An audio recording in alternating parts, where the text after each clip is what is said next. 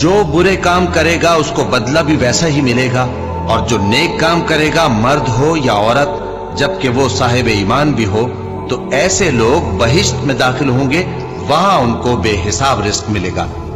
और ऐ कौम, मेरा क्या हाल है कि मैं तो तुमको नजात की तरफ बुलाता हूं और तुम मुझे दोज़ख की आग की तरफ बुलाते हो। तुम मुझे इसलिए बुलाते हो कि अल्लाह के साथ कुफ्र करूं और उस चीज को उसका शरीक मुकर्रर करूं जिसका मुझे कुछ भी इल्म नहीं, और मैं तुमको इज्जत और इख्तिदार वाले बख्शने वाले माबूद की तरफ बुलाता हूं।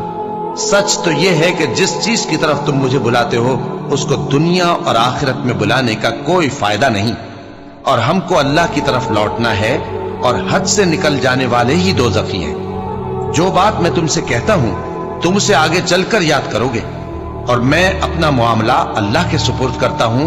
बेशक अल्लाह बंदों को देखने वाला है।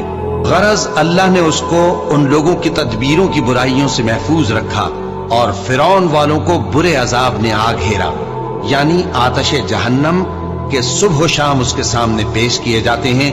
और जिस रोज क़यामत बर्पा होगी, हुक्म होगा कि फिरौन वालों को सख्त अजाब में दाखिल करो। और जब वो दोज़ख में झगड़ेंगे तो गरीब लोग बड़े आदमियों से कहेंगे कि हम तो तुम्हारे ताबे थे, तो क्या तुम दोज़ख के अजाब का कुछ हिस्सा हमसे दूर कर सकते हो? बड़े आदमी कहेंगे कि तुम भी और हम भी सब दोज़ख में हैं। अल्लाह बंदों में फैसला कर चुका है, और जो लोग आग में जल रहे होंगे वो दोज़ख के दारोगों से कहेंगे कि अपने परवरदिगार से पुकार कर कहो कि वो एक रोज तो हमसे थोड़ा सा अजाब हल्का कर दे। वो कहेंगे कि क्या तुम्हारे पास तुम्हारे पैगंबर निशानियां लेकर नहीं आए थे? दोज़खी कहेंगे क्यों नहीं?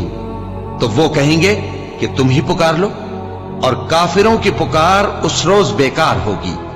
हम अपने पैगंबरों की और जो लोग ईमान लाए हैं उनकी दुनिया की जिंदगी में भी मदद करते हैं, और जिस दिन गवाह खड़े होंगे यानी क़यामत को भी, जिस दिन जालिमों को उनकी माज़िरत कुछ फायदा न देगी, और उनके लिए लानत और उनके लिए बुरा घर है।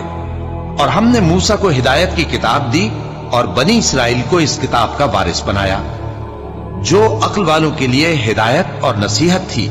लिहाजा सब्र करो, बेशक अल्लाह का वादा सच्चा है, और अपनी कोताही के लिए मुआफी मांगो, और सुबह शाम अपने परवरदिगार की तारीफ के साथ तस्बीह करते रहो।